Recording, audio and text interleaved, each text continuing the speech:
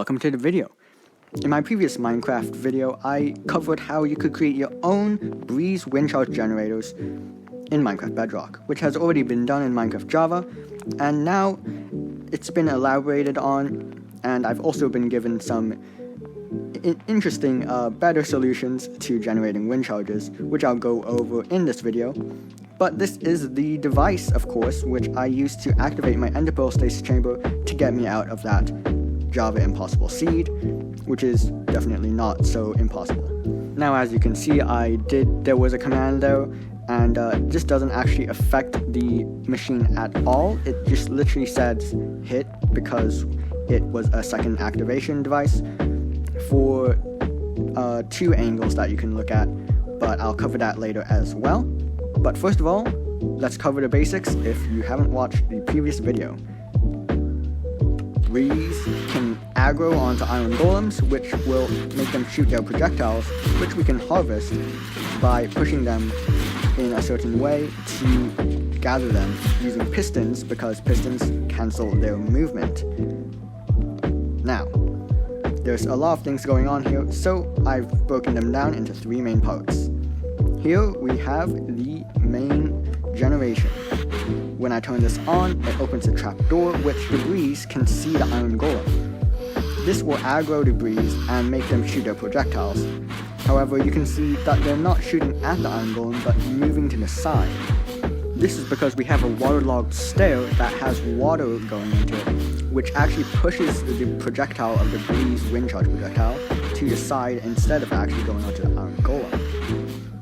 Now, here's a different design that just rearranges the crafter output from the comparator, and it's important that we have these orange blocks here because that is where we're going to put the actual pistons to detect that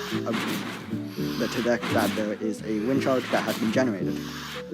Now, as you can see, I kind of broke it because I punched one of the breeze balls and it disrupted the orientation of the minecart, but it can be easily solved because the water is pushing it constantly, so it will eventually realign itself just like that.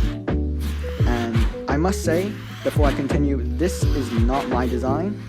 Someone sent this to me on Discord. I'll show their profile here, and that is awesome, alright? I wouldn't be able to do this video without this awesome contraption.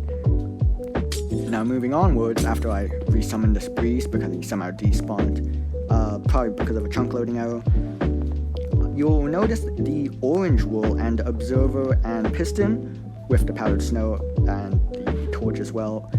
You'll notice when I turn this on, it will press the pressure plate, which activates the observer and pushes the piston. This allows us to store the breeze wind charges in a single block space, which is very efficient and will be very useful later on when we want to generate multiple in a singular location, which is much better than my previous designs because of how small the generation area is already.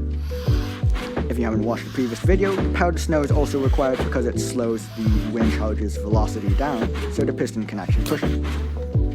Notice I can also shoot tridents, as well as bow and arrow also works, to actually deflect the wind charges in the direction I'm looking. This will be useful later on. Moving on to the best and hardest difficult part to understand, the blast chamber. Now, remember, do not build this on a chunk border because it will probably break. I built this on a chunk border I've mapped out here with gold blocks. You can do this in vanilla using leaf blocks by turning down your fancy leaf visuals in settings, but it didn't work for me here. I just used a texture pack to show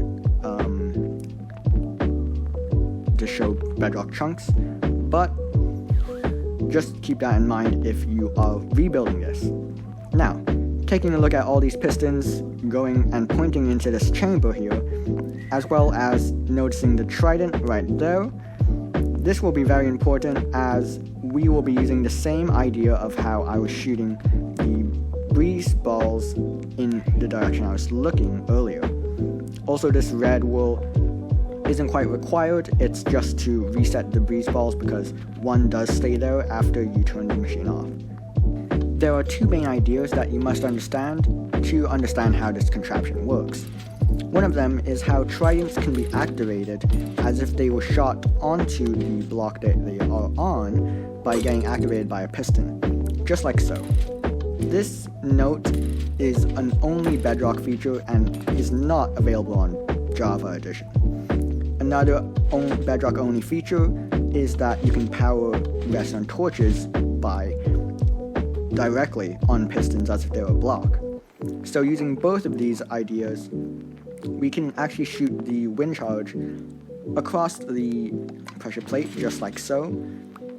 I removed the powdered snow because it kind of obscures your vision, but it will activate a chain reaction of these pistons using the redstone torch feature to push the wind charge into the chamber.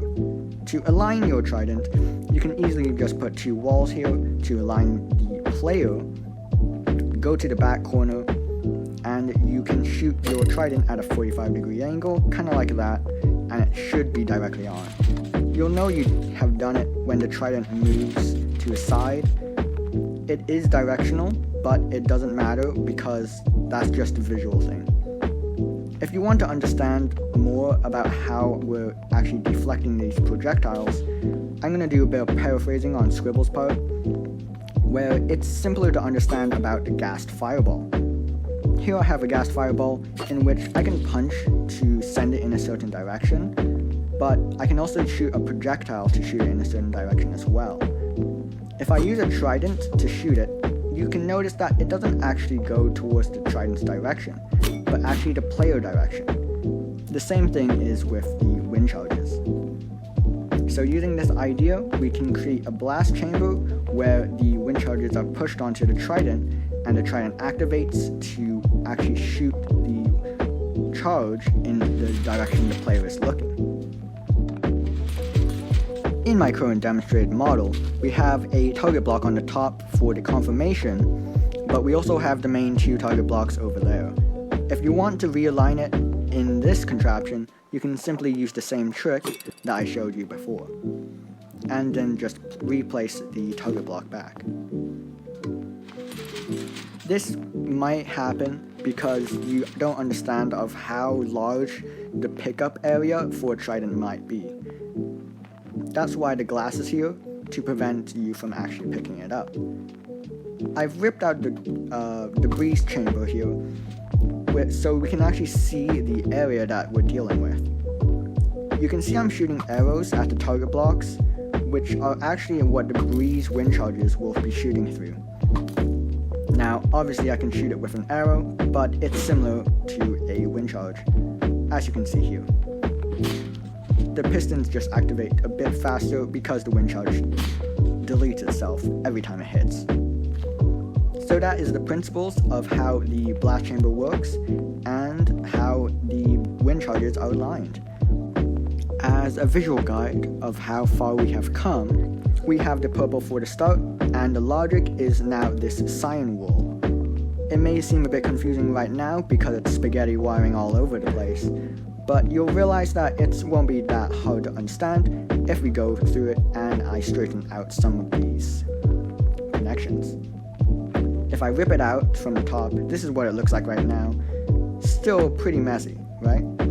So to truly understand it, we have to go over here. What we have here is a redstone AND gate, where basically if I have one input, it won't activate the output, and if I activate another input, it still won't activate any output at all. To activate any of the outputs, I have to activate both of them in a sequential order.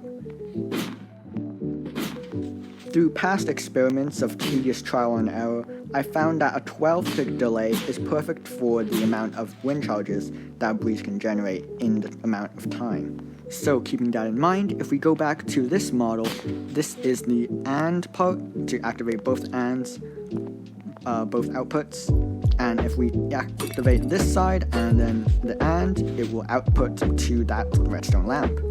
So this is what that cyan wool does, and of course the command block is just a second output detection. Now I'm using a redstone block to activate this piston, which will push into a honey block, as you can see here. This is because Minecraft Bedrock Edition Ender Pearl Stasis chambers include a honey block where you align an ender pearl just like so on the edge, because they're not a full block, and it will just be like that. Make sure to aim directly down, by the way, as well. And if you have troubles setting that up on the alignment, you can simply just go here using the walls and throw it directly down. The only problem with Bedrock Ender Pearl Stasis chambers and why you haven't been popularized is because you need a chunk loader to even load it, and the only way to load chunks in Bedrock is players. So that is a final statement, because this machine requires a player to actually load it. To get around this obstacle, I used a chicken area for my cinematic, so that is how I activate it remotely without a player. Remember, this glass is also here to prevent the player from actually picking up the Trident, so you don't accidentally disable the machine. Hopefully this video wasn't too long and technical, but if you do want the specifics, I'll put down in the description and a comment. But in the meantime, I'll see you in the next one.